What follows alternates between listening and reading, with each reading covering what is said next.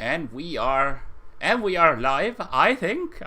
Welcome to a new Monday stream here on Access the Animus. My name is Marco, and today we are playing Assassin's Creed Origins once again. But this time, it is the proper week within the celebrations for the 15 years anniversary of Assassin's Creed. So this week we're going to play Origins. We're going to discuss Assassin's Creed Origins. We're going to discuss the Mentors Guild because you might have seen that the Mentors Guild program has been will be terminated on July the 13th. So we're going to discuss a bit about that. We're going to show you some stuff from the some old pictures and videos from stuff that we did within the program. So hello Skata, hello Jetin, Atef, welcome to the stream. We are playing the modern day of Origins. We very much picked up where we left off last Monday with our know-it-all character, Layla. She just found out that there's a she can get the DNA of Aya as well. So hello Everton, welcome to the stream. Dave, welcome to the stream. RIP Mentors Guild. Yes, we're going to discuss a bit about that, what the Mentors Guild is or was at this point, what we did within the Mentors Guild, not just us at Access the Animus, but also the program in general, what it was meant to be and to do. I got some stuff from the program to show you as well. Welcome Joe, welcome to the stream. Vaco Gaming, welcome to the stream. Triton K, hello, nice to see you again. The Odyssey trial somehow bugged. I would say same. To me it bugged for a number of days. It didn't record my score, and then it gave me 9 out of 10. I also believe the answers were correct when I gave them. What I saw is that when you on the following week you can see the results of the previous ones. So I think starting today you can check the answers. I also am pretty mad because I would like to get perfect perfect score, but I already know it's not going to be the case. And now we are seeing the Animus mixing Bayek's and Aya's memories. So yes. So Sary is here with me as usual. As you might remember, let's give her a proper hi, Sary, if she has Bayek die. We're seeing wearing the towel, the towel outfit. That's also a way to reminisce past times in 2017 when Origins was released and it was streamed by the community team. They always had Bayek wear the towel outfit. Jetin, how good was the British GP? It was I was expecting the question. It was very good from an external point of view. It was very good. As a Ferrari fan, I'm gonna say it was partly good because of how it ended, but they did one very bad to Leclerc. So I'm a huge Leclerc fan, so yeah. I screamed a lot of bad stuff at Ferrari while watching the GP. Dave, hope you both are feeling better. Yes, we are. We are still testing positive as of this morning, but we're feeling way better. We almost are not having any kind of symptom. I still have some little cough here and there.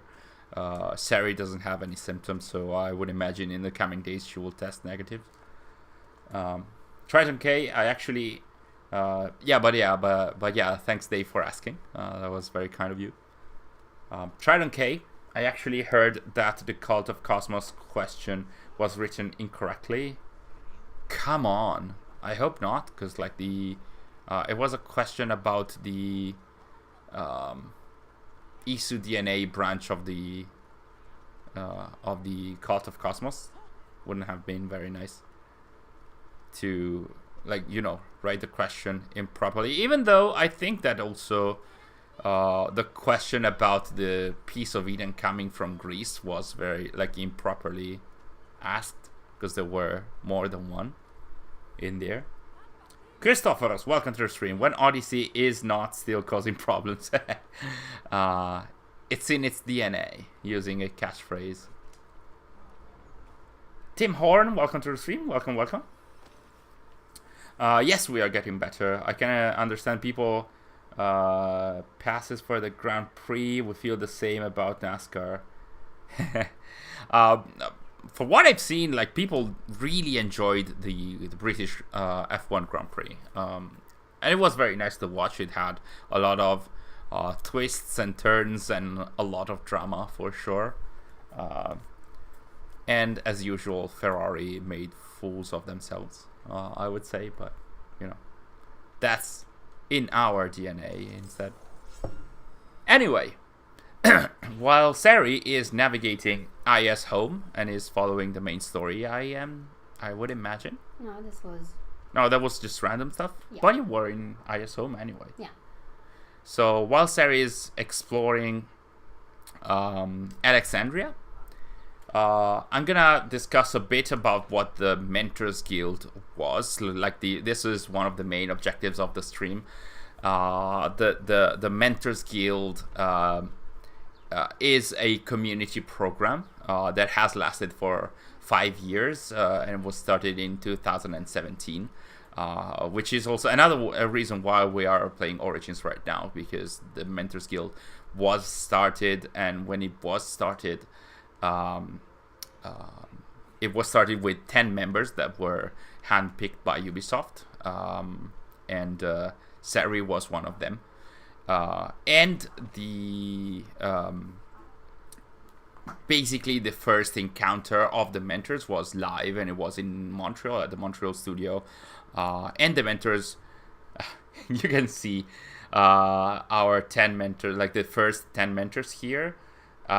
This is actually a picture I think was done by a Redditor.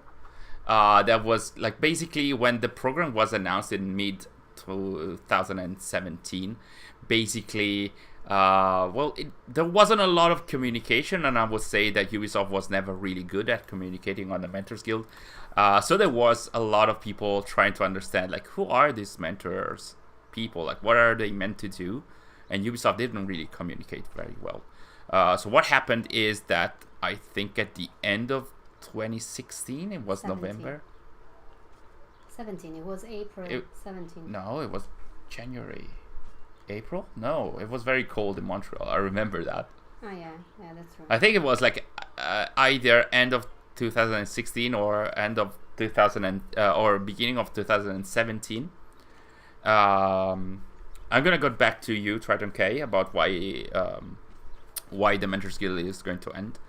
But basically, the mentors were gathered for the first time in Montreal at the Ubisoft Montreal studio, and they were shown. There was this workshop where the mentors, which were members of the community, they were gathered to harness feedback from them, and they were also meant to represent branches of the community. So Ubisoft wanted to hear feedback from them, especially on their upcoming project, which was Assassin's Creed Origins. Back then it was called Assassin's Creed Empire. So basically, they flew the mentors to the Montreal studio, and they had, I think, 3 to 4 days of workshops. I also flew there. I couldn't join, but because Sary was there, because a lot of friends were about to be there, were meant to be there, I just flew with them, and we had a number. I just participated in the dinners, but it was cool because Harry told me a lot of the cool stuff that they did in the Montreal studio. There were a number of workshops where they were showed the art of the game, what the devs were gunning for, and the mentors will also had a chance to try the game in advance. So it was like some early builds for Origins. So of course nothing like the final, the finished version. It was a year before the game was going to release. And I remember, this is something that I can show you. Let me see if I can. Yes, this is basically. Oh, okay. So basically, all the mentors had this sort of like. Oh, let's hear like this way. It was like a profile. You can see that the logo for Origins was already there, and this was a kind of like a poster for all the mentors that were there. So of course there's only 10 out there, and they were in the studio. Yeah, so they were given to the mentors at the studio. No, they were hanging. They were hanging on the walls because okay. the So developers needed to know who they were. Okay. So they were hanging on the studio. So like you enter the rooms like you were stars. It was so embarrassing. And it was super embarrassing, of course. So like you said, like there was like posters for all the mentors, and they had their character profile in a way with the name and the logo and stuff. And they did that in 2018 as well, when they opened up to a few more members ahead of Odyssey. That was in April, so that was very close to the announcement of Odyssey. And I was there. They invited me as like this second crop of the Mentors Guild. But instead of having, a character profile, they actually had this.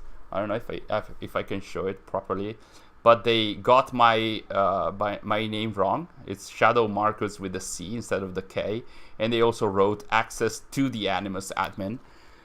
So I didn't get my poster, and my card was also very wrong.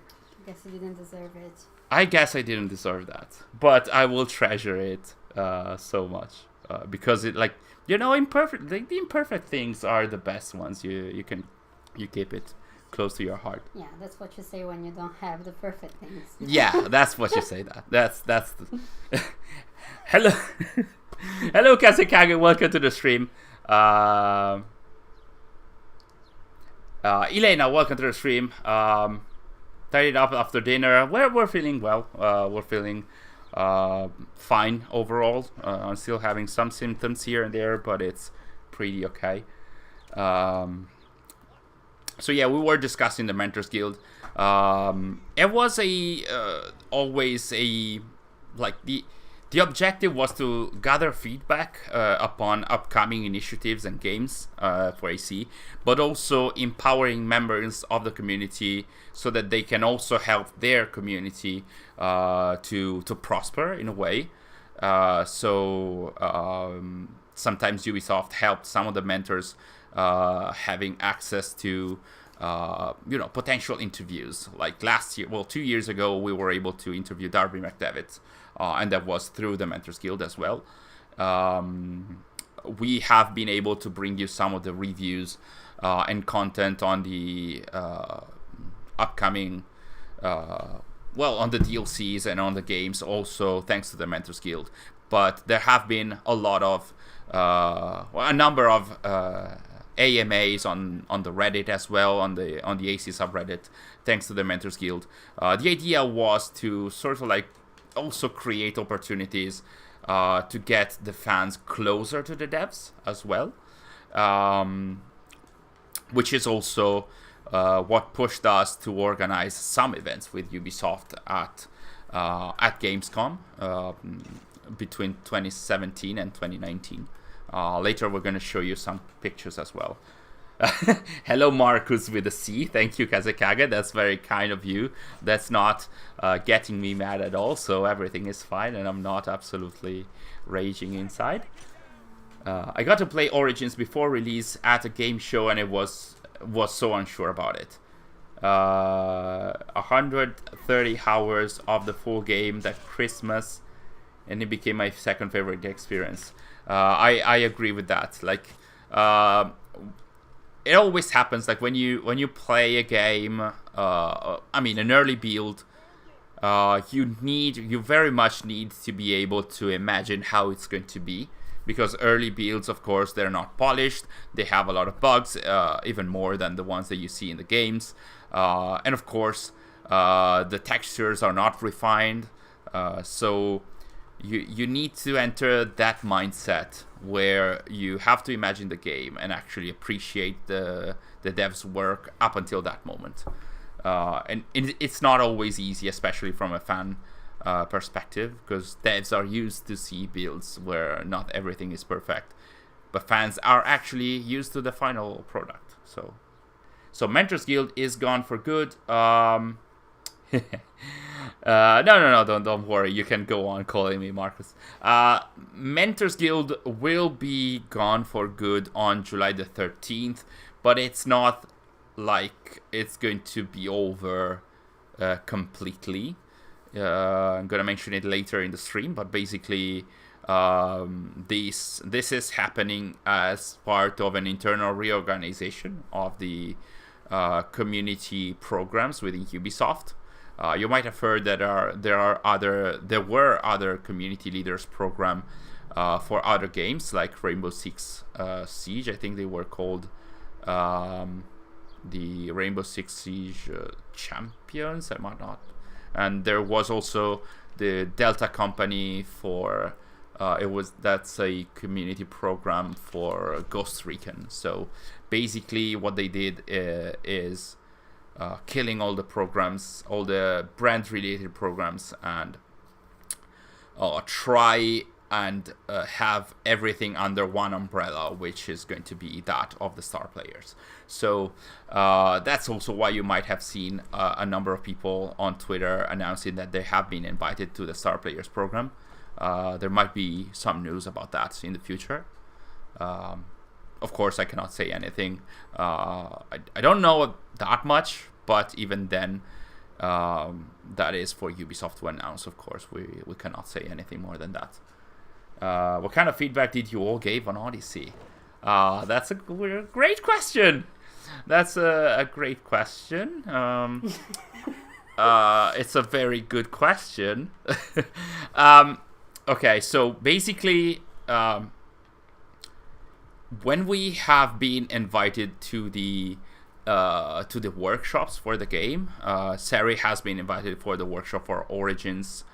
I was invited for the one for Odyssey.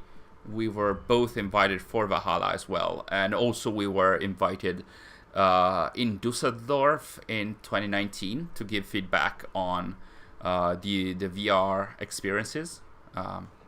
So basically what happens is that when you go there, before you go there, you sign an NDA. NDA is short for non-disclosure agreement, in case you didn't know.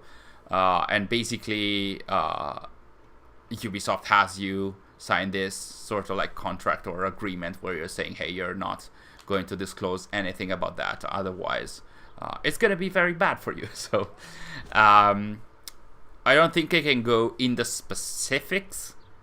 I can say overall that they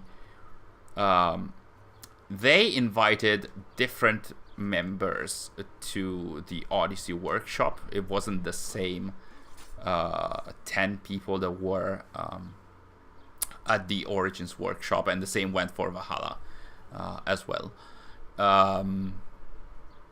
And the hardcore fans, when they were shown the pitch and the content for Origins, they weren't really happy. I'm gonna say that. So to us in April 2018, for like the hardcore fans amidst the mentors were very vocal, also about the potential reactions that the community might have had, and it kind of ended up like that. Like there were, I don't think that any of us actually expected such a division within the community. but we did expect some strong reactions by the hardcore community for sure. But of course, Mentors is not just a group of hardcore fans. There are people that love the game, that love the franchise. Also, not necessarily for the lore, but also for the visuals, for the art. They are also hardcore fans because they have been for the franchise for a long time. There are cosplayers also. Well, there were cosplayers, and this was before the Mentors Guild was actually opened up to many more members of the community in 2020. So back in 2018, when we went to the workshop for Odyssey, already it wasn't just hardcore lore fans. There were cosplayers in there. There were people that didn't really care about the story necessarily. They were more into the art, the visuals, photo mode.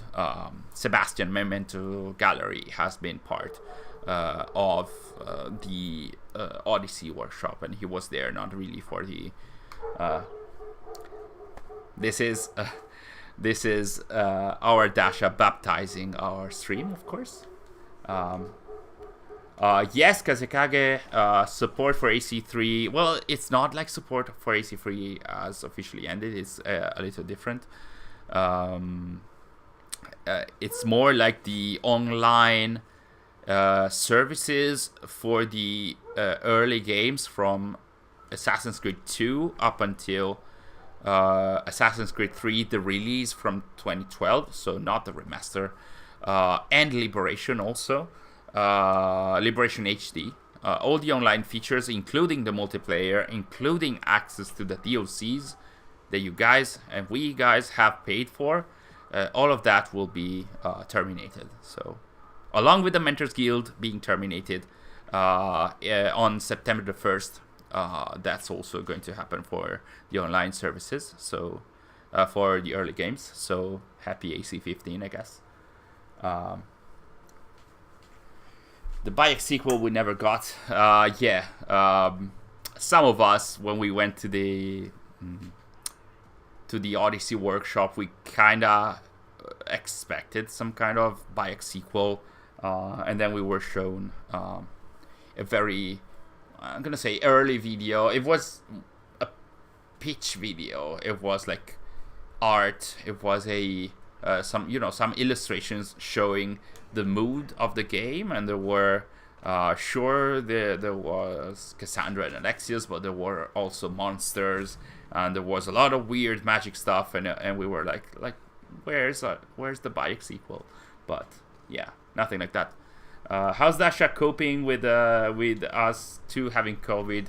She's having the time of her life because we are around all the time, so she's actually very happy. We're cuddling her way more than usual, feeding her way more than usual, so she's absolutely happy. So yeah, what else? I think we can show some pictures of other activities that the Mentors Guild has done. So it wasn't just going to the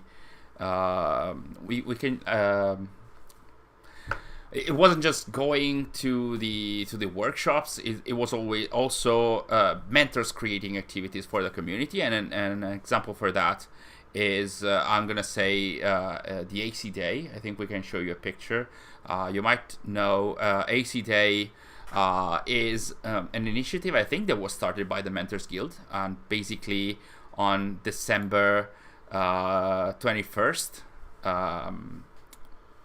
of every year, we have been celebrating what we called AC Day or hashtag AC Day, and I really believe it was started by the Mentors Guild, and it's now sort of like a yearly celebration within the community. This is by Dylan. The picture that you're seeing has been done by Dylan, who is one of the mentors, or the original mentors, and this is one of his classic graphics. You can kind of like recognize his visuals and his style.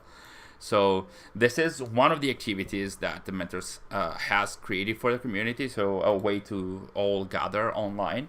We on Access the Animus also have created a number of activities, more physical, like I mentioned earlier at Gamescom. We were able to organize with that's me, and a lot of fans. So at Gamescom, we were able to organize 3 types of activities. This is what we call the Assassin's Creed Trivia. So basically, a lot of people joined us, and I asked them questions about the lore. I think like some pictures are going to appear, I think, if the carousel is working. So basically, what I did was asking them different types of questions about the lore, and there were different points for the. I think can you press this button? Let's see if the pictures are going to scroll. Oh, there we go. Okay, so I used to ask questions, and the more points you got for the answers, the more the better the prizes you could get, like these ones. You can see a question in the background, and we have this is Dom asking Azu, asking one of the members, one of the attendants, the question and giving them the possibility to answer. So in this case, it's a question about the first civilization. There were some easy, hard, and very tough questions as well. So this was one of the activities that we organized. Would you ever do... Louise, hello, welcome to the stream. Would you ever do the trivia event again? I would love doing them. We could do them also online. Would love to do them on a stream. But we'll see, because like Ubisoft has also announced a presence at Gamescom this year. I'm not sure what they're going to do. They didn't tell us anything, but if they're actually going to have a presence like this one, so with a dedicated room, I would love to do this again, for sure. Of course, post-COVID, it's always very tough. Another activity that we did that Sary is showing you guys is the so-called community dinner. You can see in these pictures there. Basically, we organized with Ubisoft a dinner for 50 to 55 people, where we had devs, members of the community, the mentors as well, and basically. This was Sary's idea and our best attempt at trying to have devs and fans in a very chill situation where, like, this is Jean Gadon, the creative director for Origins. The idea was to have like a very chill environment where you can have a chit chat with your favorite devs without having like it like a formal situation where you are interviewing them.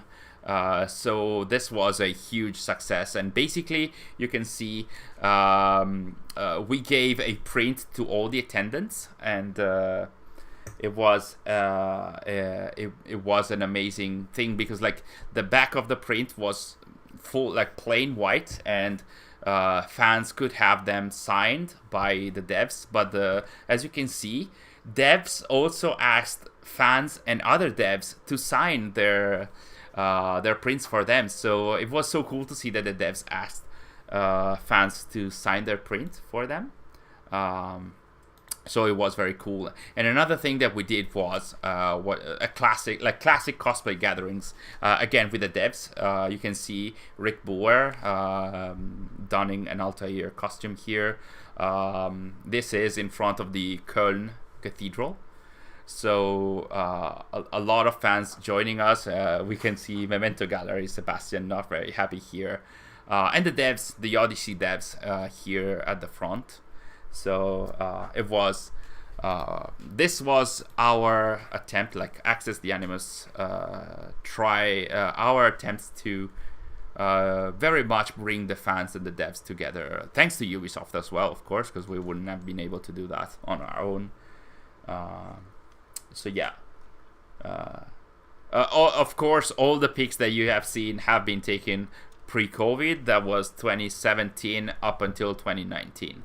Of course, yeah, nothing after that, even though I would love to go back to that at some point. Maybe not with not with so many people, but like we had usually, I'm gonna say 30 to 50 people at every trivia session. The dinners always were 50 people as well. The cosplay gatherings were 20 to 40 as well.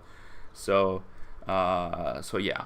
And yes, Kazekage, that was Last Descendants as one of the prizes. Ubisoft has always been very generous with their prizes, but we also provided some prizes of our own.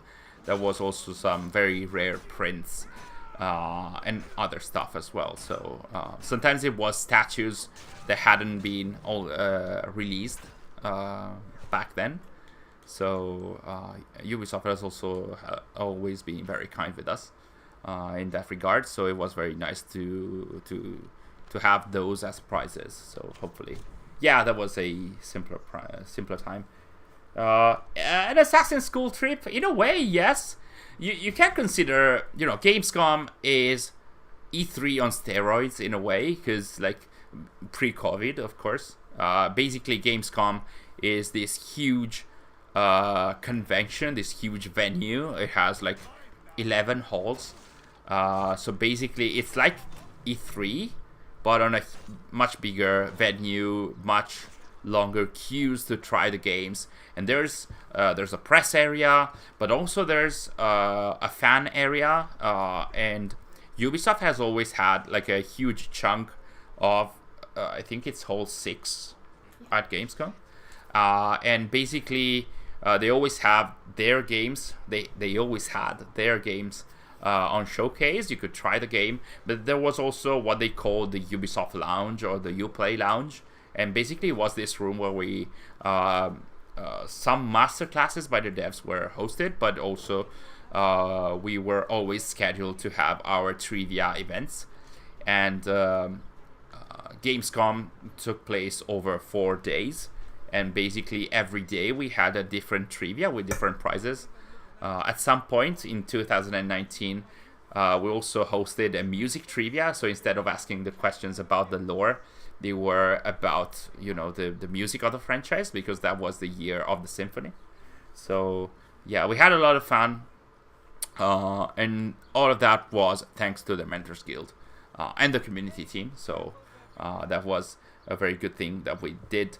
What else we can show you guys? Oh, yes.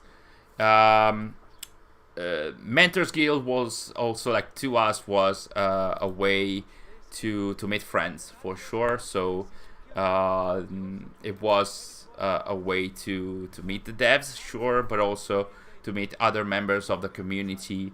It was a way, this is in Dusseldorf, where they took us in a amazing restaurant. It's a way to get to meet other people from different branches of the community, different areas of the world. This is in Ubisoft Quebec. So it's also a way to make friends. It was a way to make friends. I would expect that to happen in the Star Players program. It was already. This is in front of Ubisoft Montreal.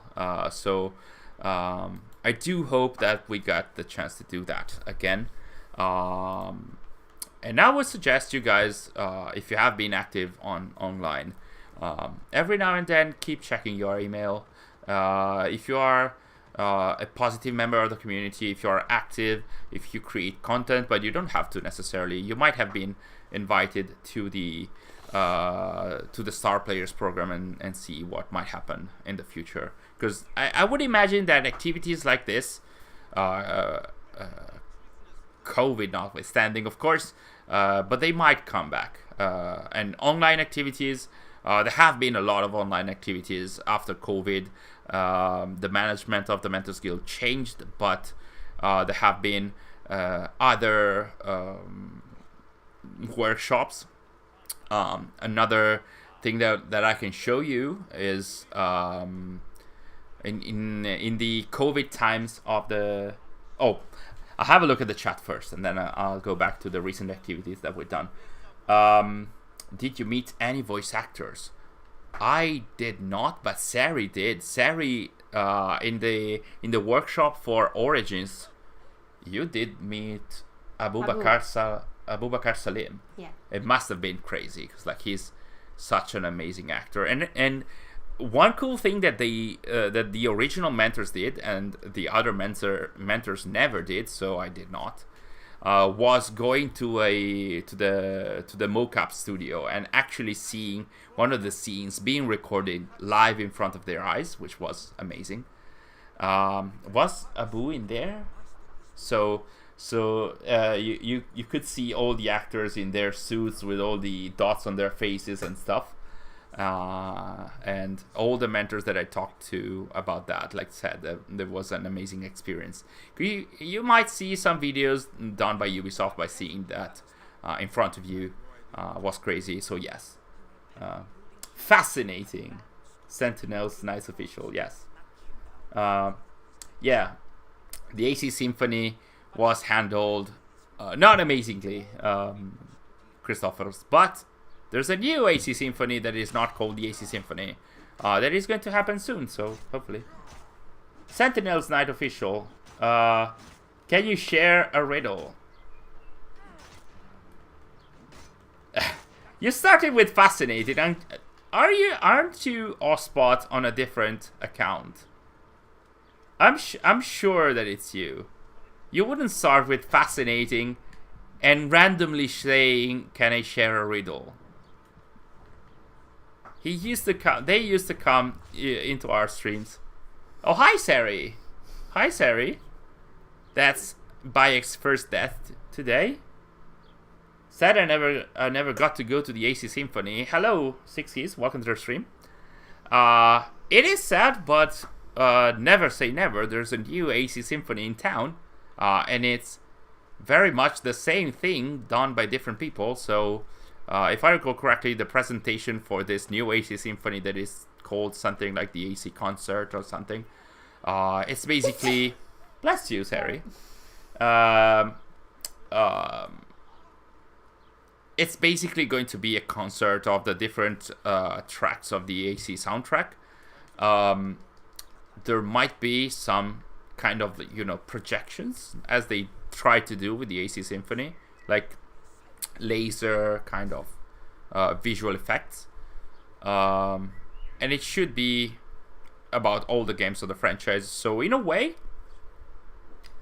the new symphony will have Valhalla, sorry, which the original symphony didn't have.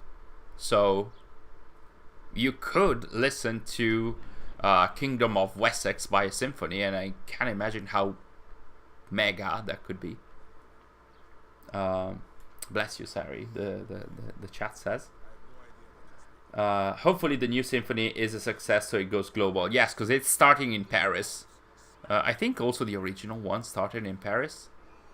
And then, sorry, they had a tour, and then they had to cancel the tour because of COVID. Six Keys fellow Finn? Oh, yeah. 99% sure AC Symphony is never coming to Finland.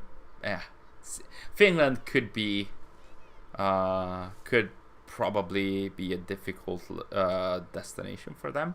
I'm not sure. Like, judging on what they were doing with the original symphony, I don't think they were planning. Were they planning for Finland? I don't think so. This is wrong. Yeah, sorry guys about the cough.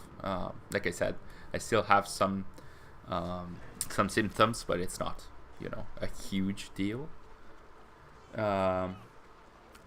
So yeah, like I mentioned, the Mentors Guild did try to have activities for fans, both online, physically as well. When we got the chance, we tried to have some kind of podcasts that didn't last very long.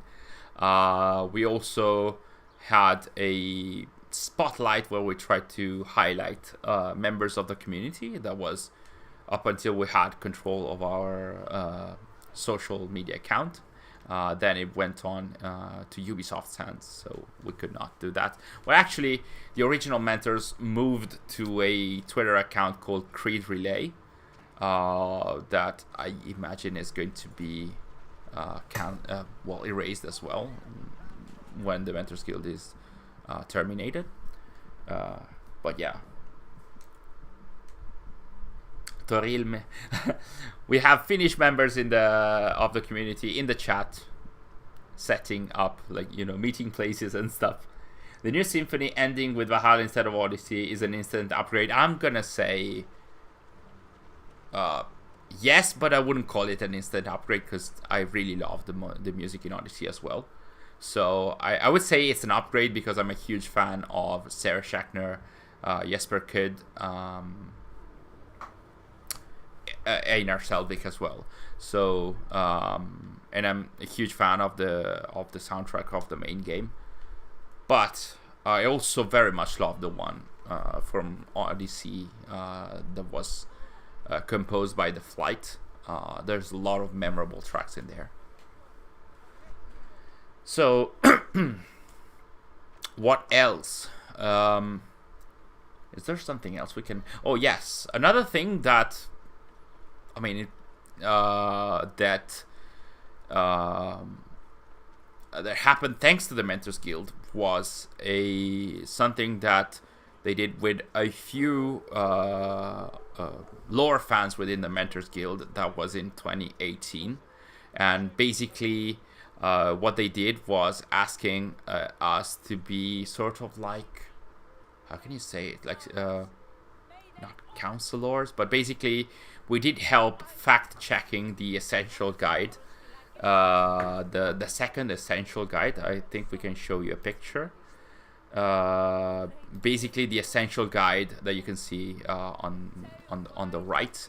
It's the latest encyclopedia that was done for Assassin's Creed, and we took a picture here showing that some members of our Access the Animus team, and then some members of the Assassin's Creed Wiki, and also of the French Assassin's Creed Wiki, were involved in fact checking and editing a few things within the drafts of the essential guide. So that was another way where the mentors were involved in trying to give their feedback. I remember we had to work a lot on ironing some of the kinks in that book. Not all of them made the cut, so there's still some confusions within the essential guide number 2. But yeah, it was an incredible experience as well. I don't agree with the way they categorize the song in the new symphony. I mean, instead of the predecessors, I would say before the Creed. Oh, the predecessors are the games before Origins, I would imagine. Yeah, not sure what I feel about that. Probably predecessors seems like before AC. Would have probably gone for that as well. Trident K, I will agree Odyssey has many issues, but its soundtrack is definitely not one of them. I would say that, like we have said that many times in our streams, the soundtrack is never an issue in AC. I always love the soundtracks of every AC game. Even the spin-offs that I wouldn't call spin-offs, like Liberation had a very good soundtrack. Rogue had an amazing soundtrack as well. Even the mobile games, they have very good soundtracks, mostly because they are leveraged from the main games, but you get the idea. She did the music for Dawn of Ragnarok 2. Oh yes, I think that's Stephanie Economou. I think you guys are talking about her, and she is an amazing composer. She did Siege of Paris and Dawn of Ragnarok, and she is amazing. And also her ability to mix the sounds and the music with the vocal parts is very good in Dawn of Ragnarok, especially. So yeah. An easy riddle, Sentinels, Knights Official. So that's definitely off spot. The engineer of the Eagle Scratch, the carrier of the hare. I just don't like them reusing the Ezio theme for every game. Yeah, well, originally the Ezio game, every game had their own main theme, and then I think starting with Unity, they had Ezio's family as part of every main theme, or subsequently they had a version of Ezio's family as part of every soundtrack, Valhalla included. Oh, Triton K, you have the book? You have the essential guide? Well, now you know that we kind of like helped working on it. Not all of our feedback was in there. I remember we wrote an Access the Animal Sim was like 10 pages of notes. Yeah, I'm gonna say 10 pages of notes on all on the total of the pages. The pages is total count of, I'm gonna say 200 to 300 pages, maybe less. And I remember writing along with Sarsis and another member of the team who is not active anymore. We wrote 10 pages of comments. Like each line was, hey, you should change this to this because that. So yeah, it was pretty huge. Amunet. So we have Sentinel's Knights official, who is absolutely not Allspot. In a new riddle in the chat that you can see, the engineer of the Eagle's scratch, the carrier of the hare. This is still known and will be known forever. So while we are discussing the Mentors Guild playing Origins as part of the celebrations, we also have this riddle in the chat. You guys can answer the riddle and explain why that's the answer, and we'll have totally not Allspot answer if the answer is correct or not. I have the Assassin's Creed Atlas too. It was it was very difficult to find. Yes, I got the French version of the Atlas. I did love the Atlas because of the art that was done by I think there was this Spanish artist, this lady who created these new perspectives of some of the famous buildings of the franchise. It was very amazing. Like you can find some of her work on ArtStation as well. It was so crazy to see. Kazekage, welcome to the stream. Welcome back, actually. Oh, Christopher, you have to go already. Well, thanks for joining us. It was nice to have you even for a limited time. We'll be back streaming next Monday, and hopefully there's going to be a video in a few days. So have a nice meal, and I'll see you soon. My favorite Creed music, I think, is still Winds of Siren in Origins. A clip of it is used for the viewpoint syncs. Yes, it's amazing. I do like it. It's not my favorite one. I think my favorite one is in Origins is I Walk on Your Water, even though that is also not my favorite track of all the AC soundtracks. But I do agree, a lot of people do like Winds of Siren. I remember putting it in the AC trivia, the music one, I think. Elena, the answer is Darius. So the engineer of the Eagle's Scratch, the answer is Darius, I would imagine, because of course he is the engineer of the Hidden Blade, or one of the creators, like he's the creator of the Hidden Blade, so the Eagle's Scratch is the Hidden Blade.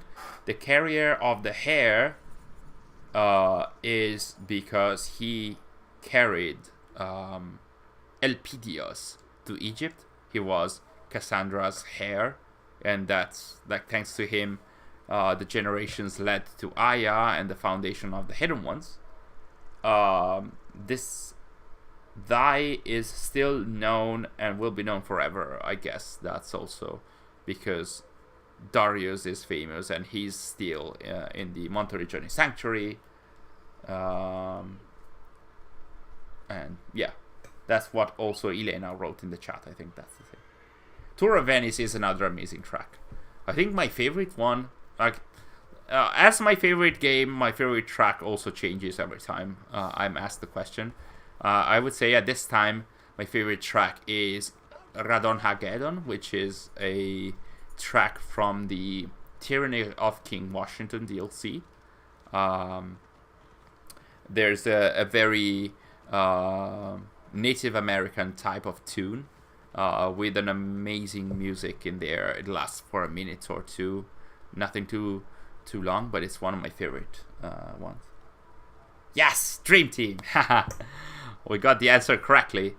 And speaking of Mentors Guild and tracks, I remember Dylan, who was one of the original mentors. He created a Spotify playlist of the Mentors Guild. Basically, those were the 30 or 40 tracks that the members of the Mentors Guild loved the most. I think it's still out there. Yeah. You can look for Mentors Guild playlist or something like that on Spotify. You can find it. Speaking of Stephanie Economou, I need her to compose the soundtrack for a full Assassin's Creed game. Yes, I agree. She would deserve that, honestly. She gave me my 2 favorite Assassin's Creed DLC soundtracks back to back. I think she deserves the shot, for sure. The soundtrack for Dawn of Ragnarok is very good, I agree. And also the one for Siege of Paris. Some of those tracks are very memorable, and I have them in my playlist as well. Can we listen to some AC theme on stream, or will you get copyright striked? I would say we wouldn't, because we might be on some kind of whitelist. You might have seen some of the videos that we do. Well, mostly all the videos that we do. Every time we get the chance, we put some AC soundtrack in the background, but not all tracks are alike. The copyright claim system is always there, so sometimes we have to upload the videos a number of times before it says that the tracks that we have chosen are okay. So some tracks are okay to be streamed, some others are not. We didn't come prepared this time, but we might next time. Although there is a potential for a claim, so we might not do that. We're gonna think about that. What else? Well, sorry, I didn't mention that the Mentors Guild. It was like 10 members at the beginning. Then it was around 15 when by the time Odyssey came. Mentors Guild was heavily criticized at some point within the community, and I would say the reason for that is the poor communication by Ubisoft on what the Mentors Guild was about. Originally, the mentors had to announce what the Mentors Guild was in 2017, which wasn't amazing. And when Ubisoft said that, people just got it as a program where people were just had privileges and had the chance to go to Montreal, and we got goodies, but it wasn't the case. It wasn't only the case. Of course, we provided feedback. We represented our own community, so we brought the feedback. Like Sary and I brought the feedback of the Access the Animals community, so it wasn't just us. But of course, it wasn't very easy to explain, for sure. So and sadly again, also when the guild was opened up to many more members of the community in 2020, when the guild got to 100 and more. I think there's as of now there's 130 even more members within the Mentors Guild. Even then, when it was the program was relaunched in a way, the web page for the Mentors Guild, which you can still find online for now. It just says, hey, you want to be part of the Mentors Guild, you're gonna get these perks, these games, these DLCs, these codes, a lot of codes. So it was really like very badly presented. Like, it didn't show the good stuff that we were actually trying to do on our own or with the support of Ubisoft to bridge the community with the devs. But sadly, the communication was very bad in there. So a lot of people were confused. A lot of people attacked the Mentors Guild as well. So not amazing. And then, like I said, in 2020, it was opened up to 100 and more people. That's where the program could not be only be handled by the global community team. So also the local studios of the various countries got involved. It got bigger and bigger, for sure. That was also when COVID started, so it became only an online kind of activity, even though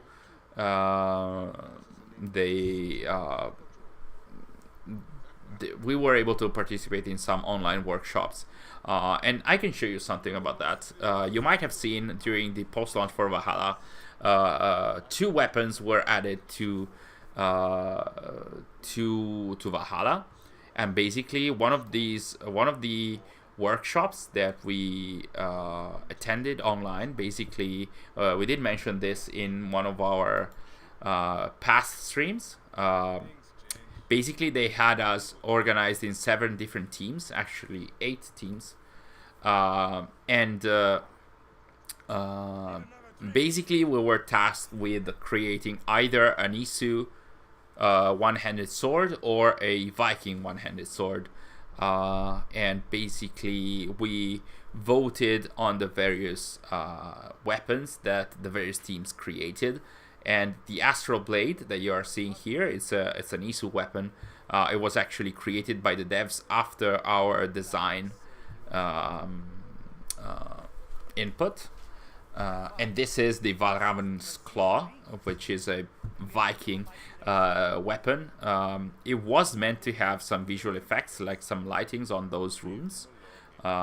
These runes actually mean guild, so the idea was to have that. This is a concept of the Astral Blade by Faye, who is another member of the Mentors Guild, one of the original mentors. So this is another thing that we were tasked with doing, but also we were very happy to participate in this. So yes, this is another activity that we were involved with. There have been other stuff. We have participated in a collectibles what's it called? Collectibles workshop. Basically, the people from UB Collectibles kind of like shared some information as to how collectibles are done, and basically we got to share some information and some input on upcoming stuff. For example, when we went to the workshop for Assassin's Creed Origins, we did share some feedback on I think like some of you actually shared some feedback on what they were presented with for Empire and Origins. Basically did not feature Amunet. It was only about Bayek and I think Aya. So I think that some of the mentors mentioned something like, wait, you're doing a game about ancient Egypt and you're not having Amunet? And I would say we were kind of like told that some of the feedback back then helped having Amunet in the game, in the final reveal at the end of the game. I'm not sure how much truth there is to that. Probably it pushed having Amunet in the game, even though I would imagine that it was sort of like planned in one way or another. Even though you can see that Amunet herself is only in the final scene, like there's only a mention of Amunet at the end. So I guess if actually like the feedback by the mentors was actually useful to have actually an Amunet name drop and then the DLC about Amunet. How will making the Star Players program, which is even bigger, resolve the communication problems? That's a very good question. And I'm gonna answer like earlier. Like, that's a very good question. I'm gonna say that's a very good question. Honestly, we'll see. Because there's going to be a different type of management of things. The Star Players program, as we know it now, is sort of like a reward-based program. Like, you are invited, up until now at least, you were invited, and for a year you received a number of rewards. Like, Star Players, I think up until 2 years ago, they were invited to E3, to the Ubisoft conference at E3. They received games, all the games that Ubisoft were releasing that year. I was a Star Player in 2015, and I received The Division, like a collector's edition, like a huge collector's edition of The Division, and the other games that released that year, like Trials, Syndicate, of course. So that was a reward program. Like, you received rewards for a year, and then it was like goodbye. Like, you are a part of the Star Players group, but you're not engaged and you're not involved anymore. Now it should be different, but I'm not sure when or how that will happen. For sure, if we get the chance to be able to discuss that, unless Ubisoft announces that, we're gonna share more information about that. The thing is, the communication on the communication on the community programs, on their announcements and what they are about, they are fully on Ubisoft's hands. So I don't think it's too complicated in itself to communicate on the, hey, that this community program is this, and that.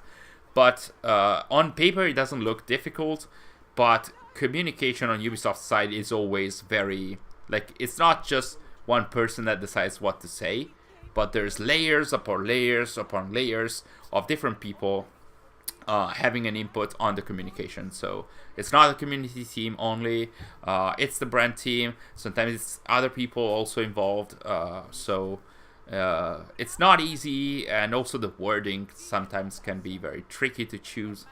So yes. Claudio, welcome to the stream. I didn't see you. I also think that mentors' feedbacks will serve for the future of the franchise. I hope so. We'll see. I think that we have, as mentors, we're going to have some kind of last hurrah in a way. Like, this is a stream dedicated to the Mentors Guild. I know that Dylan is creating is updating the Spotify playlists with the input of other mentors. There might be other stuff in the future, so I do hope that the mentors are having this sort of, last reaction before it's over, and maybe after that, because like, I am still talking about Initiates now, and Initiates was dead in 2014, so I might be talking about the Mentors Guild for years. My ex-wife boyfriend is mad. My parents are rudely interrupting this stream by calling someone on speakers and help. Oh, come on. I mean, if you are missing some... Oh, did I freeze? Yes? Okay, I'm back. Yes. Well, if they are actually rudely interrupting the stream, you can go back in case you missed stuff later. But, I mean, we're just trying to celebrate the Mentors Guild in a way. The good and the bad, of course, because, like I mentioned, there were some communication issues. Sometimes the mentors were just perceived by the community as, privileged a-holes. Which wasn't the case. It wasn't the case at all. Not the Assassin's Way, no. Um, Pascal Palace. Hello, welcome to the stream. I think I said hi already earlier.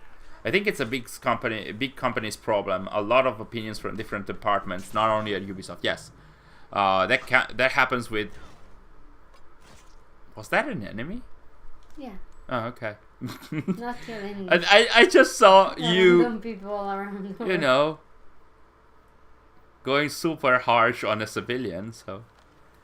Yeah, I mean, communication is always an issue on huge companies, on so many different scales.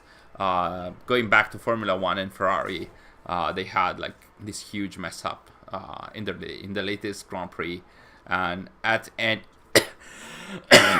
any social post they're doing now, they have so many negative comments and so many memes and jokes about what they're writing.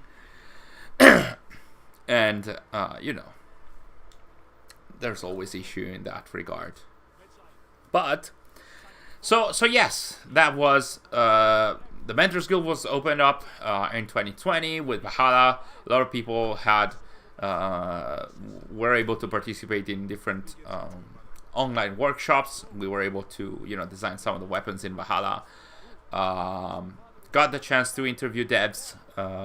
Sometimes we interviewed the Siege of Paris. We had access to the animals. We interviewed the Siege of Paris devs,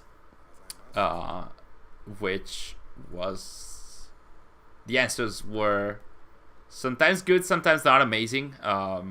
We asked questions about why there were just mentions of the assassins and not actual assassins in Siege of Paris, and the answers weren't amazing. But it's even if the answers are not really good, like the Mentors Guild was there to provide the chance to get the questions and the answers.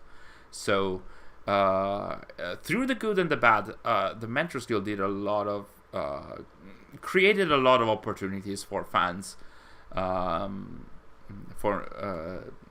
be able to get close to the devs, to get in close distance, like to ask their questions, to be able to talk to them, to provide feedback and stuff like that. And that went on, like I said, for 5 years in different shapes with different people. The community, the members of the community team that handled the Mentors Guild changed over the years. And it was an amazing experience. It's going to end up, like I said, on July the 13th, so in a few days. And you guys asked why before. I kind of provided an answer. Basically, it's part of an internal reorganization. So it's not the only community leaders program that is being terminated. It's going to be also the same fate will happen for the Delta company, for Ghost Recon and the R6 champions, I think they're called. So that's in order to have a different approach to the Star Players program. I think we can keep it to that for now. Elena, you watched the Grand Prix this time? Yeah, it was wild. It was wild for many different reasons. So painful. So painful for the Charles Leclerc fans. Very good for the Carlos Sainz fans. So I would imagine Ferrari fans. I thought they would be divided, but any comment I saw was very much like very negative about the strategy there. But the race was very good also because like you could never see what was going to happen. Like a lot of stuff changed throughout. It was very good. Didn't see any message from you, but have you been invited to Star Players 2.0? The direct answer to that is no, but not because they did not want to invite me. It's more like the original members of the Star Players program, as far as I know, they're going to be part of the Star Players 2.0 program. So Sary and I were star players in 2015 with Syndicate. So sorry, we are admitted directly to Star Players 2.0, and the same goes for all the other star players up until 2021. Pretty much. So we didn't want to say, hey, we are star players. We already are. We didn't have to properly announce. And also, sorry, it wasn't super clear for what I've seen for other members that were invited to Star Players 2.0. It wasn't very clear if you could actually say that or not, because invitation doesn't necessarily mean you are admitted. Or the wording in the emails were not super clear.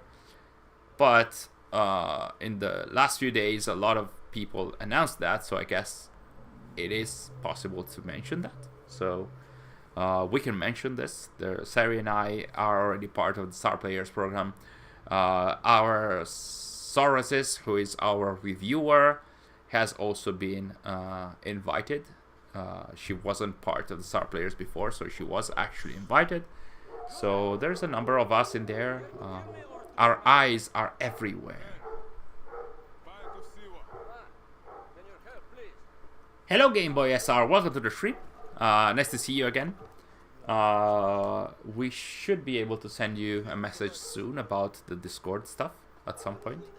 By the way, because we've been working on this in our moments at home when we are confined at home. When you think the Forgotten Saga DLC is going to come out, I'm gonna say not sure. I think Andy Reloads pinpointed a date around early days of August, so next month. Could be the case. I'm not sure, because like they released update 1.5.3. Not a lot was in there, to be honest. Usually in August, a lot of Ubisoft devs are on holiday. I'm not sure if that's the case now, but last year in August there was like Siege of Paris and the Sentinel Mystery, so there was a lot of stuff happening even if people were on holiday. Let's hope the invitations were guarantees for all the former mentors. I'm not gonna comment on that, but we'll see. So I'm gonna say, like, to answer your question, Diptoman Saha, I'm gonna say August. I'm gonna trust. I'm gonna trust Andy's instinct on that, because I honestly have no idea when they could have Forgotten Saga. They said summer. Summer goes, I would say, up until mid-September. So I would hope before that.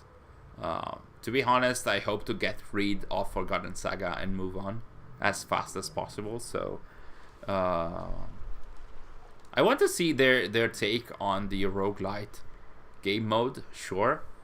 But honestly, sorry, I see myself just playing the story, getting the loot if there is any, and move on. Sorry. Thanks for joining us, Claudio. I'm not sure if you're going away, but if you are, thanks for coming by. It was nice to see you and talk about the future of the Mentors Guild. Well, the future of the Star Players program, and what might happen there. Kazekage, I actually liked Apollodorus and wish we got to know more about him. To me, he was neither bad nor good. I wouldn't say indifferent. He was a good character, nice voice actor. They killed him too easily. Well, too early, but at the same time, was he killed? Was he? I think he was. I don't recall that. I think he was towards the end of the game, because he was siding with Aya. I think he was killed. Was a nice character, although, well, to me wasn't like yeah, it wasn't an enabler for the various missions. But yeah. Hernan, you think the launch of Rift is a way that Ubisoft is using to test the feedback on the fan base about making old style AC? Maybe it could be. Either way, I would say we have to go out and scream about this game if it's going to be good, of course, because otherwise it could be the last hurrah, the last time we get to see an Assassini, proper Assassini game, an old style AC game. So I think we have to be all out there pushing for this type of game to still be there. So I do hope that's going to be the case, because if it is a test, and it might be a test, to see if fans are still into this kind of stuff, we need to be there. We need to represent. The combat system just isn't right for anything combat focused like a roguelike game mode. Yes, I would say so. Yeah. So that, I think that's also why they said roguelite and not roguelike.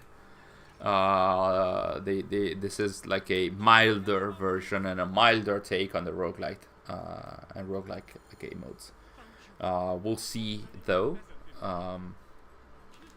because like I mentioned in other streams, they could very much have this grounded in the historical part, with the Animus doing the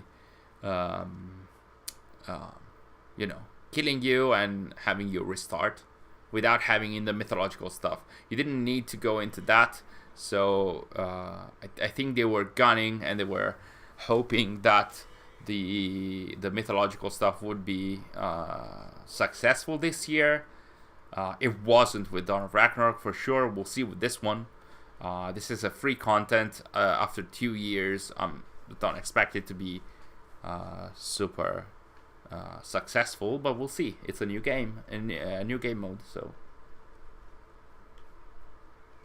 perhaps late August would be my guess at this point, because the map they showed there was Tombs Pack 2. Yeah, but Tombs Pack 2 is in September, so September might be packed as well, because like there's going to be all the announcements and then Tombs of the Fallen, or before Tombs of the Fallen and then the event. So I think September is already packed as it is. So I would hope Forgotten Saga to be early August, because I wouldn't like to have, late August Forgotten Saga, then you have Tombs of the Fallen immediately, then you have the announcement. Would be probably too much, but we'll see. You guys think AC1 is getting a remaster? I honestly don't know. To be honest, you would have to consider this. Like, would Ubisoft really gone for the old AC feeling by having both an AC1 remaster and a game that feels like AC1? Wouldn't they cannibalize also? Like, we also made posts about and videos also about an AC remake or an AC1 remaster to be back there.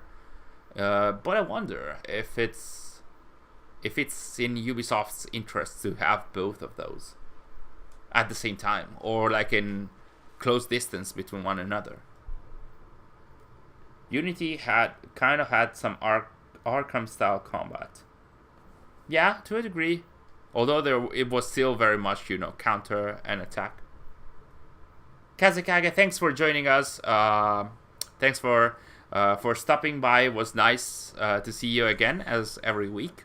So I think we'll see next Monday. Which AC game do we think has the best story? I've been replaying the games and have become less sure of which one I prefer. Best story of a single AC game? That's very tough. I'm gonna say AC2. If you have to have best story, because like if I have to make an average of the historical and the modern day part of the story, like I very much like the modern day in Brotherhood, but the historical story was not amazing to me. Same goes for AC3. Modern day was super strong in my opinion, but the historical was hit and miss. AC2 was very good in the historical part and also in the modern day, so I'm gonna say AC2.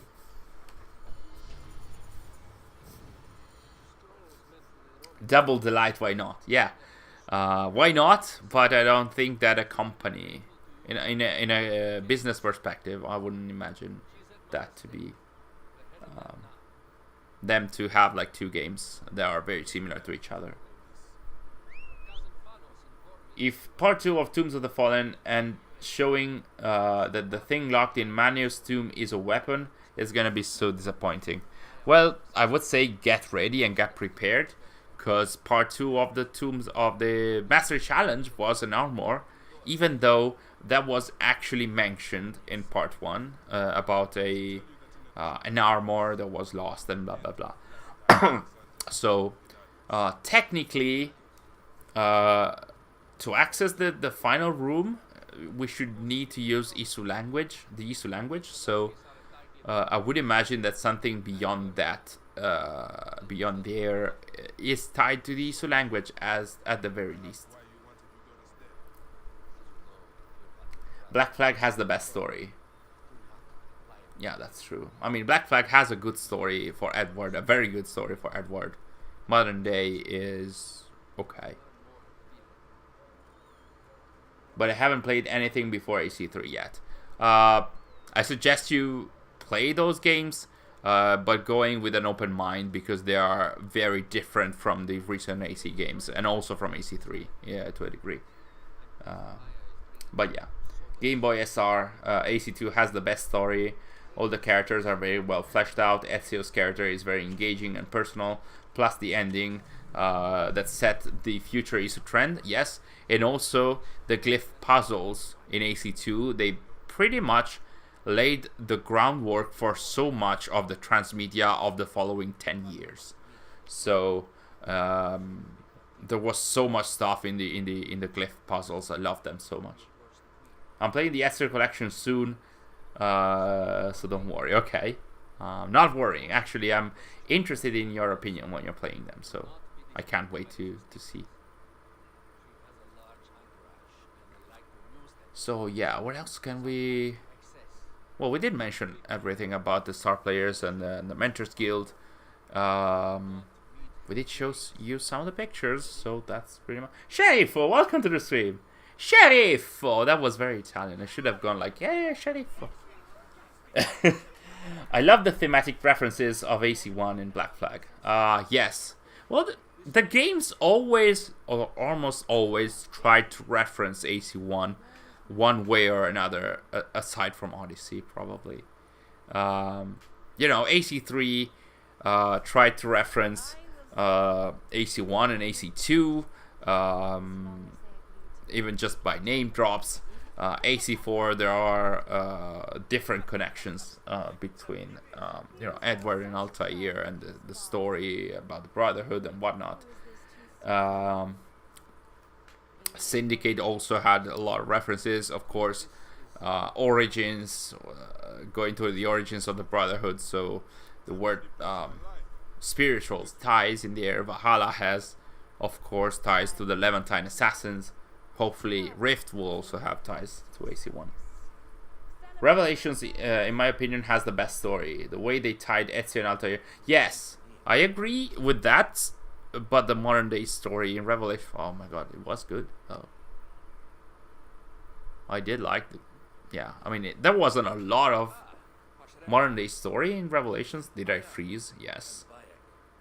I'm frozen in a pensive situation. Am I back? Yes. Hello. Oh, by the way, you're seeing that we're not having the USB issues this time, because we actually changed at last. We changed the cable. We got a new red one, which didn't have Ferrari though. So I guess we should change the cable this time. But yeah, Revelations had a very good story. I would agree. The ties between Ezio, Altair, and Desmond were incredible. We have informants in each region. Gary Stew now? Where have I heard that before? What's Gary Stew? What's a Gary Stew? I used to prefer AC2, but I wasn't as impressed as I used to be when I replayed it. Ezio is a bit of a Gary Stew. Who's Gary Stew? I can't relate to his motivations too well, and the mission design shows its age. Yes, the mission design is, well, what it was 10 years ago, of course. It's not a modern game anymore. Still love AC2, but its story isn't the strongest aspect for me anymore. But I last played it a decade ago. Agreed.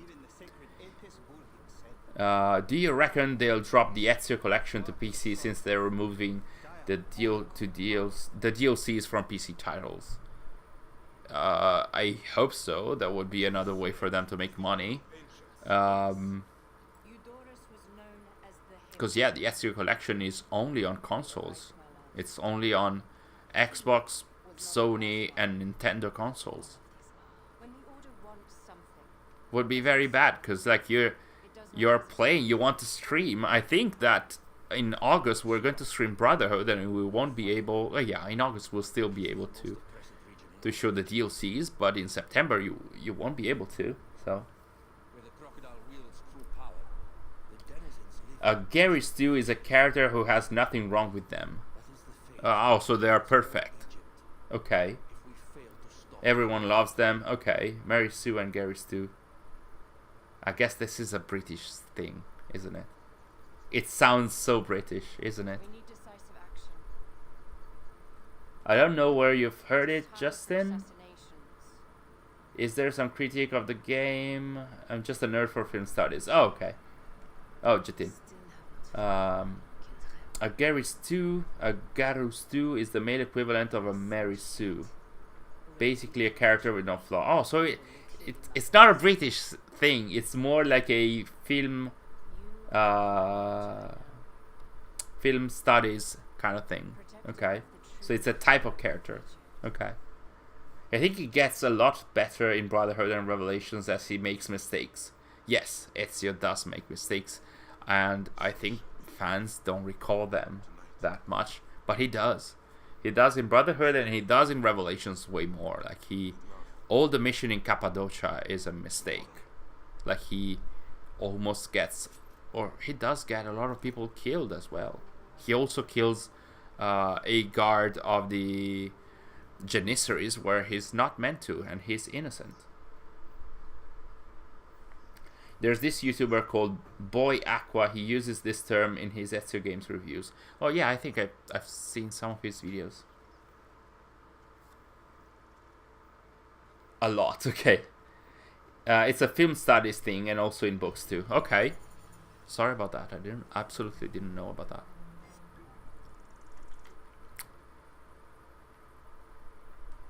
So Egypt's Magi is actually after 4 new targets, and we are after the lizard. We're too weak. I'm a Brit. How dare you? How dare thee, good sir? I'm well and truly flabbergasted by your accusations. Sorry about that. I just thought that, you know, Gary Stew and Mary Sue, they had like some kind of like British sound to it. Markuz and Sary, unfortunately I gotta go. Another great stream. Thank you so much, Dave. Was nice to see. Dave. Thanks for joining us. It was amazing to see you again. I hope you are still feeling. Yeah, I hope you're having fun in there. I know you're following our streams so frequently. So thanks for joining us. Have a nice evening. Tally ho, fellow Brits! So many Brits in the chat today. Hey Marcos, are you feeling better? Lars, thank you so much. Yes, we are feeling. Both me and Sary are feeling better, even if I have coughed a few times throughout the stream. But yeah, we're feeling better. I am hoping. Well, we are hoping that Sary is negative, is testing negative in the coming days.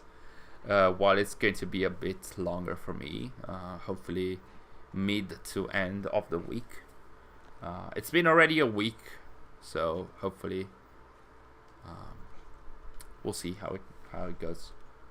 But thanks for asking. That was very kind of you, Lars.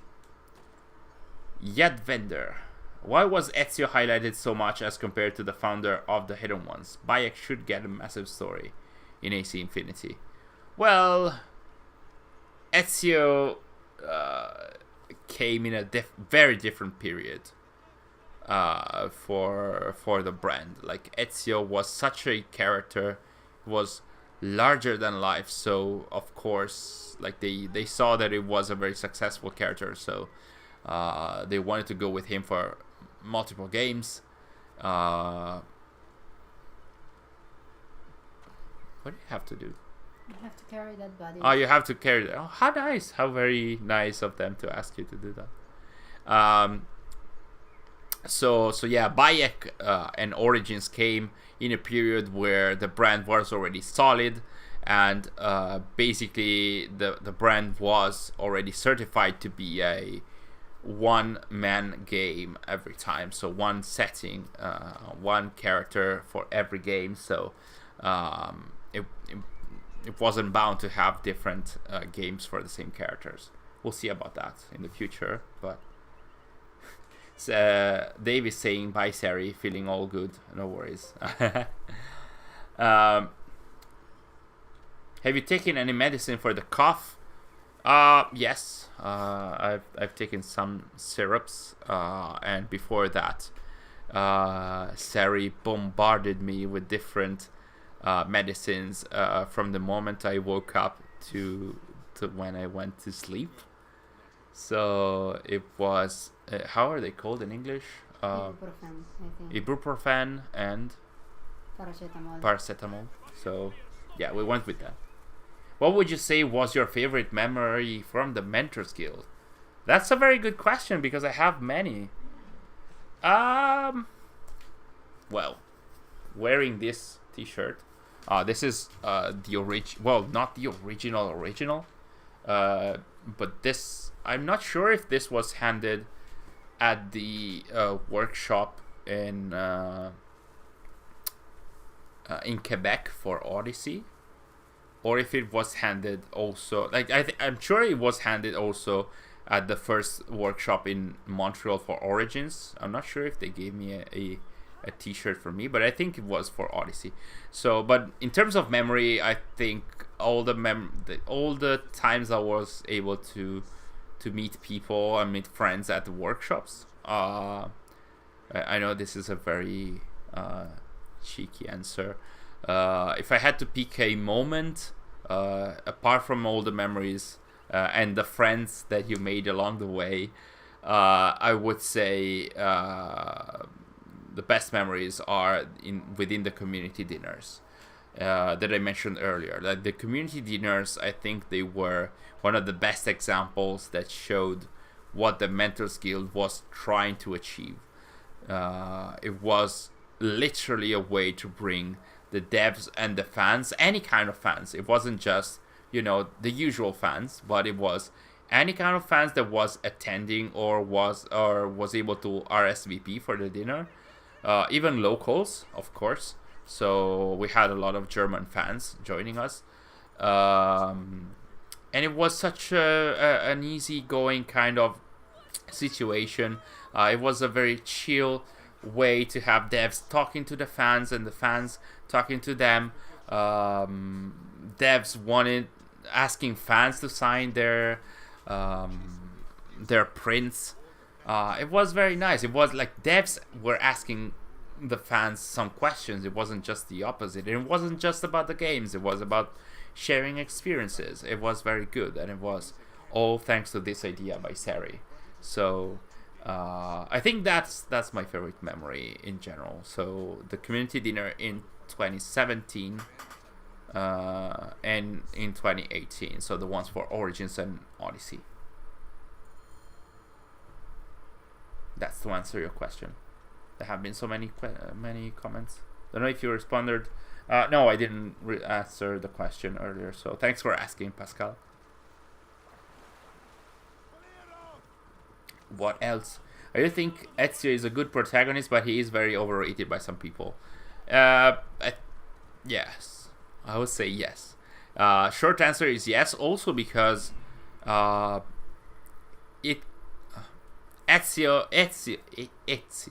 Italian is Ezio actually. It's now part of the nostalgia feeling about AC. So it also holds a different standard now because he's part of the classics. So he wasn't only loved by everyone, but now is also, you tend to remember things strongly if you had emotions tied to them. So of course people are remembering all good stuff about Ezio, but of course he is a multifaceted character. He made mistakes, also about his sister, also about Christina, also about the people in Cappadocia. So there's he's not the flawless character that people sometimes believe he is. I'm an Ezio fanboy, but if Bayek got a sequel, Ezio would be in trouble. I do agree with that. I mean, no, I wouldn't say. I mean, it could be. There would be different opinions because at this point, Ezio is so rooted in everyone's minds that nothing is going to push him away from there. I would have loved to experience some of these community events. Thanks, Pascal. Hopefully we can have them again. But that really depends on Ubisoft and how she... that's what... that depends on Ubisoft and COVID and how Ubisoft is going to try and handle COVID in general. Because... they're going to Gamescom this year. It's going to be interesting to see how they're going to handle COVID in a convention that is famous for having so many thousands of people every day. So, by the way, Pascal, I think you are German. So, are you going to go to Gamescom? I think we had this chat in private a few weeks ago, if I'm not mistaken. I hope I'm not mistaken. But are you planning to go, even just for other games? Because we are probably going only if there's a significant AC presence in there.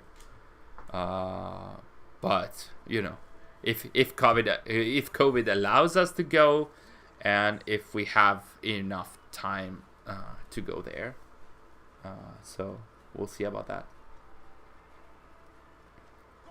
I would argue that Shay was also important, or fourth most important. He realized that the assassins betrayed their own idea and fought for it.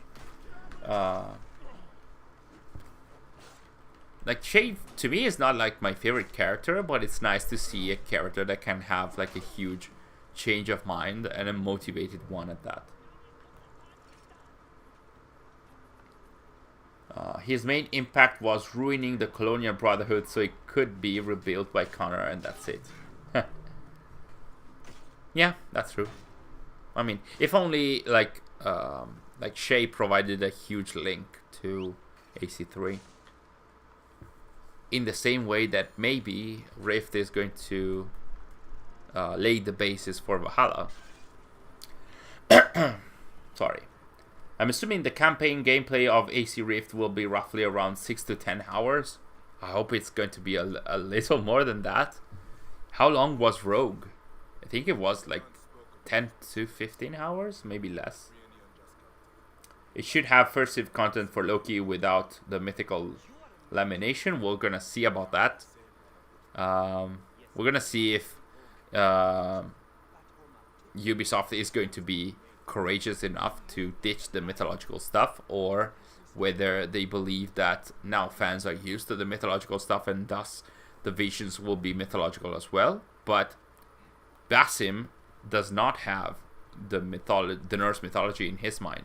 So if he's going to have Loki visions, they must have a different style to them for sure. Once he destroyed the colonial assassins, they were rebuilt stronger than before, set on the right path. Yes, that's Shay and Connor right there. Skata, thank you so much for joining us. It was very kind of you. Had only half day off from work and I'm dead. Well, thanks for joining us. Take care. You take care as well. Stay safe and hydrated, like you mentioned. There's a lot of drought in Italy here as well. I think I saw that the US are also experiencing a lot of drought in several states. How is it for you guys? Like, are you able to stay hydrated properly without any water shortages? Sharif, for day one purchase for AC1 remaster or remake? Probably yes. I always have this thing for remasters and remakes, where I just start replaying them and then I'm done. Now that we have been consistently streaming, we have played AC3 remastered. We might do that with other remasters and remakes, but I mean, we're gonna play Brotherhood, but I think we're gonna play the original version. We'll see about that. Pascal, I'm going. Oh, so you are going, actually. We'll be there from Tuesday to Monday. Oh, you're gonna stay the entire week. That's going to be amazing. Would be amazing to see us at Gamescom. Thank you so much. I hope that we can get the chance to go. But as of now, we haven't had any kind of contact with Ubisoft about that. So it doesn't look good for now, but we'll see. We might have some in the future. We're still early July. That's 2 months from now, approximately. So, well, good for you guys if you're not having water shortages there. Well, I do love Black Flag's story and character better. I actually enjoyed Rogue's map more. Yeah, Rogue's map. The map for Rogue was very diverse. There were different locations, different visuals, different styles. There was lush environments. There were a lot of cold and snowy environments as well. A lot of caves that were tied to some of the collectibles. What about Arabic mythology for Basim? At least it's better than Norse mythology. I would imagine that if they're going to have some kind of fantasy in there, that it has to be some kind of Arabic fantasy. Yes. I wonder if they're going to do that. How many risks they're going to take with the cultural issues and cultural misrepresentation, because it's always a potential risk in these situations. So we'll see about that. Fans are not really used to the mythical stuff, as it is very difficult to relate to real life events. Yeah. I would hope that it were the case, but honestly, I've seen a lot of fans praising the mythological stuff, especially in the main game. So, and loving the mythological stuff in Odyssey. So, I wasn't a huge fan of that, but there's a lot of fans that loved Odyssey as a game, and they loved the mythological part in there. They loved fighting the Minotaur. I didn't like the justification for that, and every dev that I heard talking about Odyssey, they always say, "What you want to have a game set in Greece and not have to fight the Minotaur?" And I don't get that connected to AC, but it seems like it's like a must expectation that if you have a game in Greece, you have to fight the Minotaur. I guess I didn't expect that, but I saw that. I heard that from so many people. Is Arabic/Islamic mythology well known enough to put it into an AC game? I would say no. But once they choose the setting, they cannot go away from that. So, usually the main games are set in time, in settings, in locations, and time frames that are known by a lot of people. I would say that Rogue's time frame was not known, like hugely known.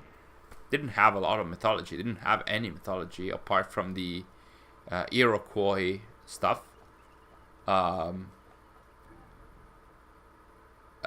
Well, Egypt, Greece, Vikings, of course, they were super hugely known. We'll see about this. We'll see about the Islamic mythology, if it's going to have an impact, and whether people know about that or not.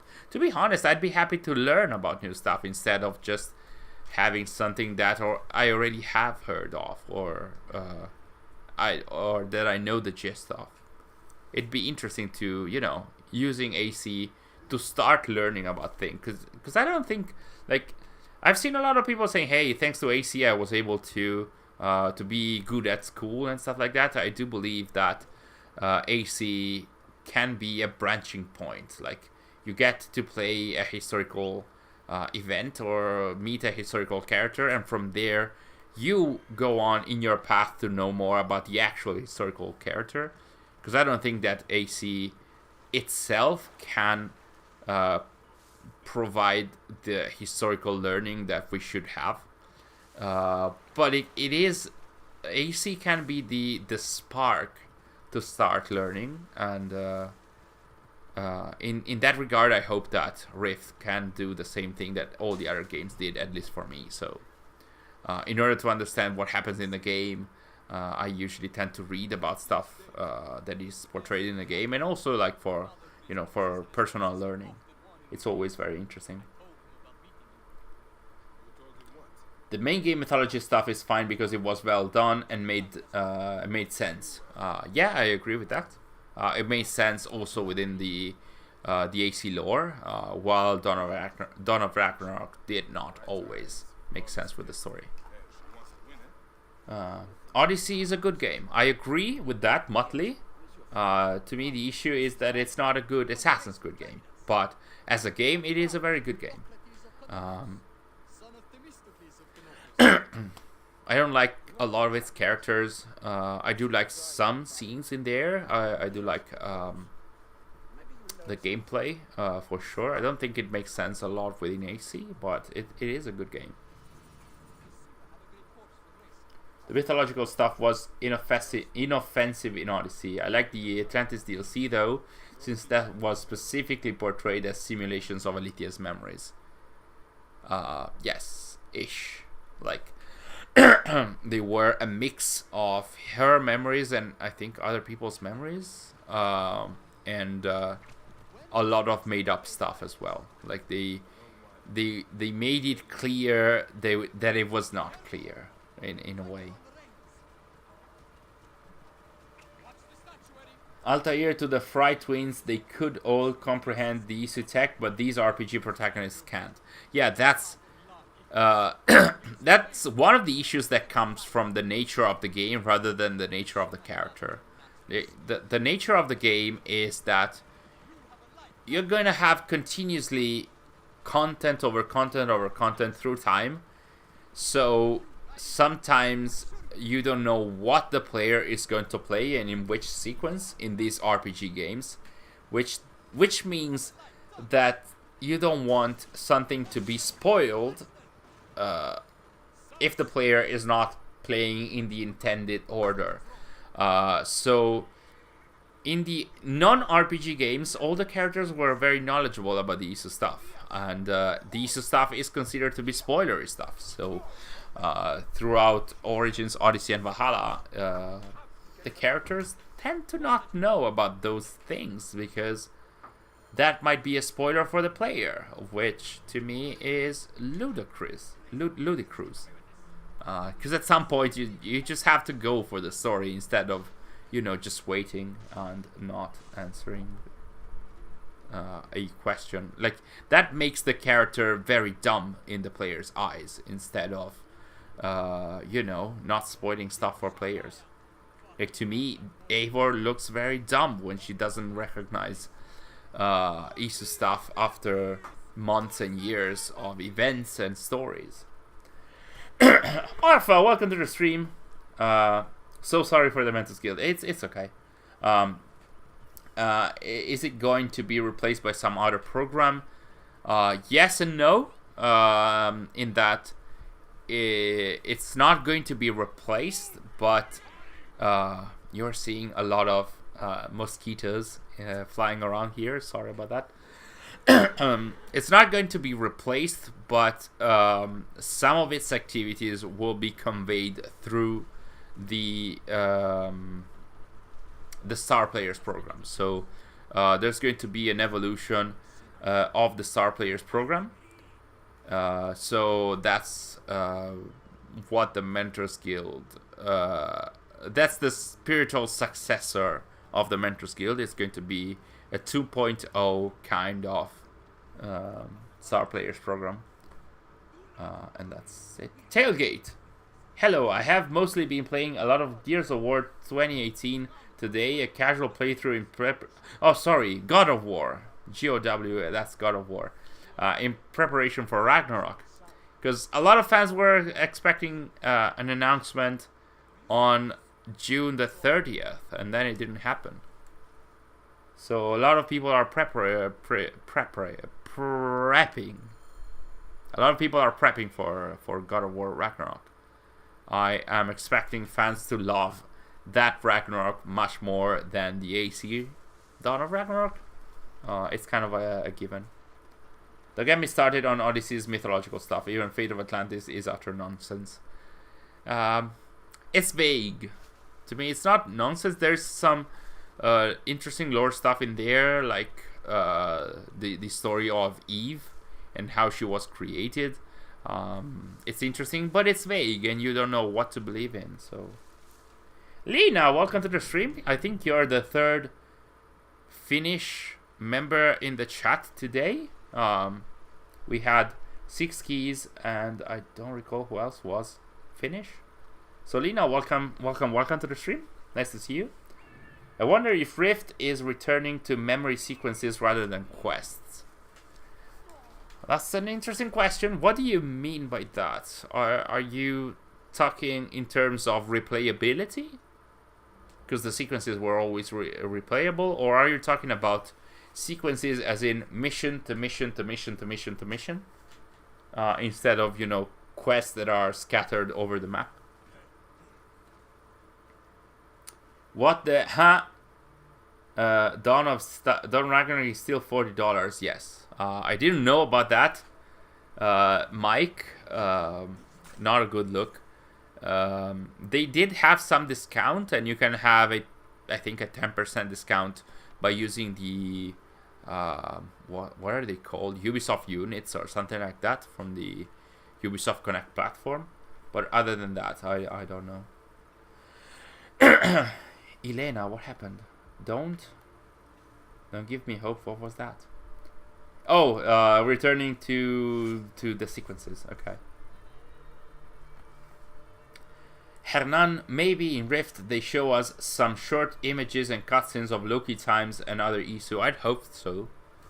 That'd be much better for hardcore fans. And if this is a game done for the long-time fans, I would hope they push more onto the Isu stuff rather than the mythological stuff. I guess we'll see.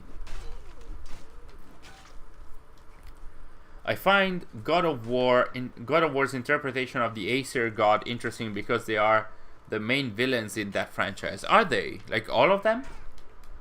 I guess it's like the other. Oh no! Oh no, you're not dead. Okay. I guess, is it like the other God of War games where basically Kratos has to kill the entirety of that specific pantheon of gods?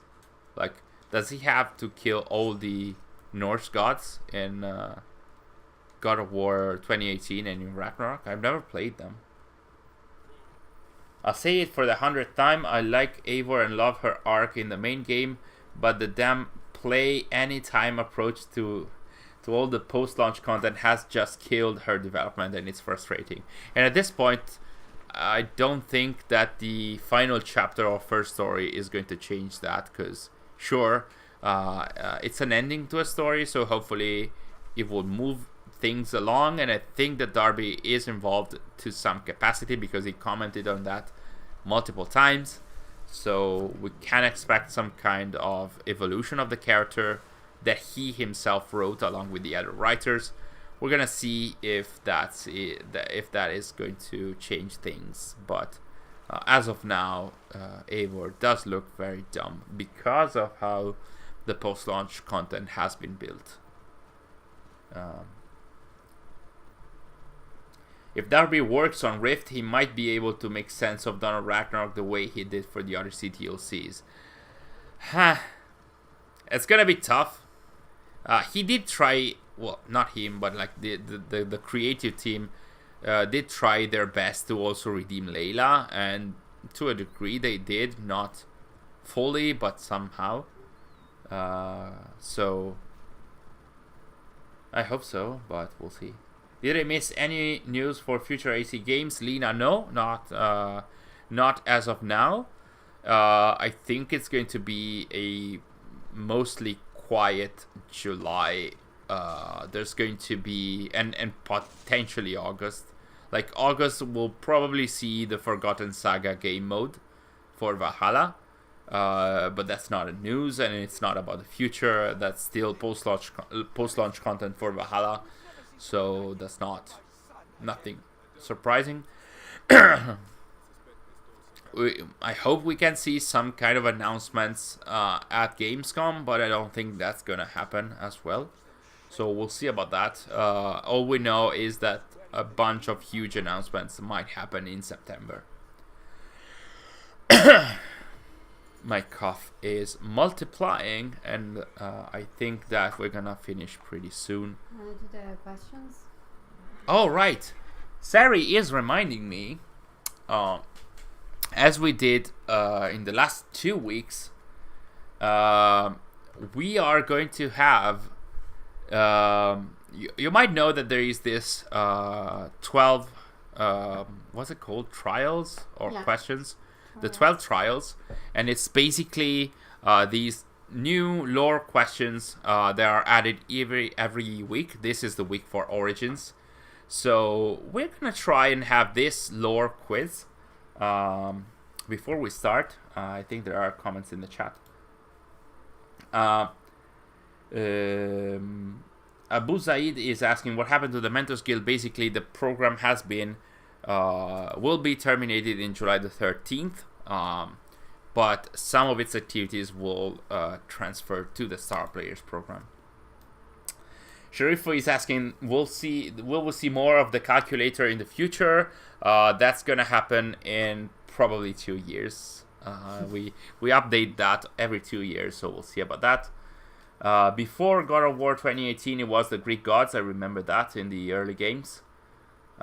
So yeah, as I was mentioning, we're going to see the 10 lore questions about Origins. Let's have a look at them. As I mentioned in the other streams, we're not gonna have the totaling of the points that we're gonna have at the end, because we were not able to log in with our accounts. So this is the first question. Let me read. At the Bent Pyramid, Bayek assassinates his first target, also known as Rudjek, Medunamun, or Eudoros.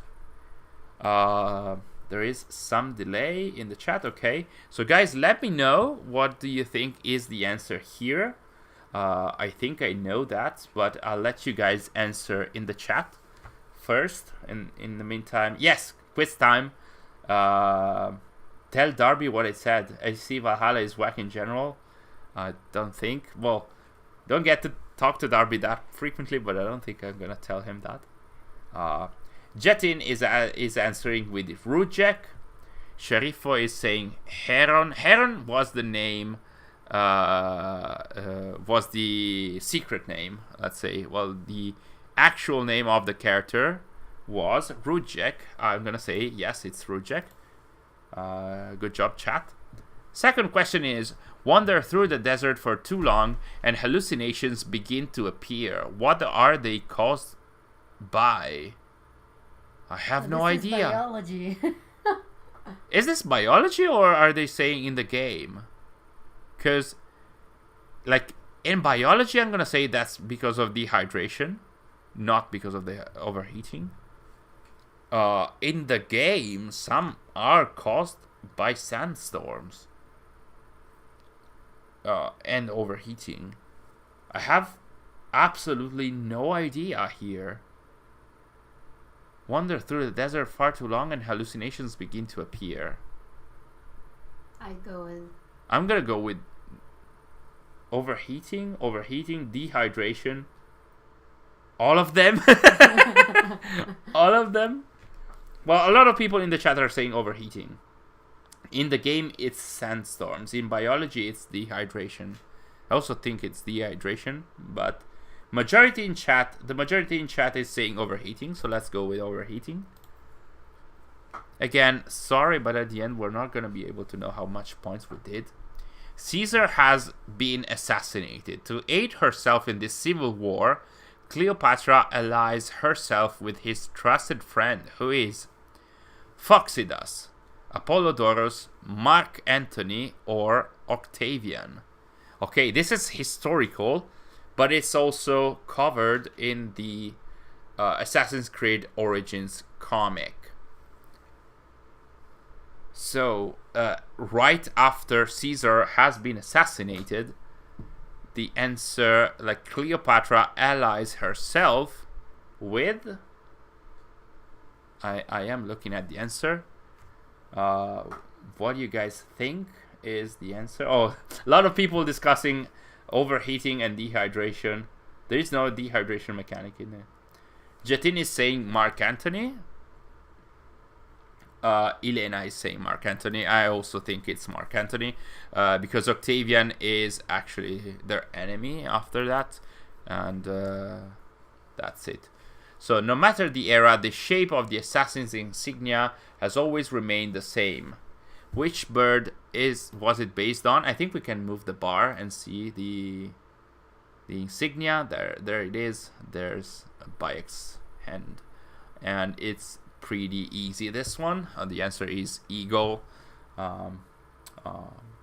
So let's see what the chat says, but I'm gonna say yeah, well, I'm looking at the answer for the previous questions. For the previous question, that was Mark Antony, of course. Eagle, yes, this was very easy. So let's move on. This is a concept from Origins. A tradition that originates from when Bayek lost his finger. Choose the finger that gets cut to pledge your loyalty as an assassin. Sary is offended by the question. Sary is offended by the question. So Sary, please answer. Which is that? Which is the finger? This one. Is it the ring finger? Yeah. I think it is. How do I select it? There are the white markers. Oh. I think you can click that. Ring finger. Yes, that's pretty easy. So let's move on. And once again, we cannot see the pictures. Raz Mercy, a Phylakes that patrolled the Fayum Oasis. Which of these weapons belong to him? How our fans are supposed to remember the weapons of the Phylakitae? I have no idea. Well, Yor would know it. Who? Yor. Oh well, your Raptor might.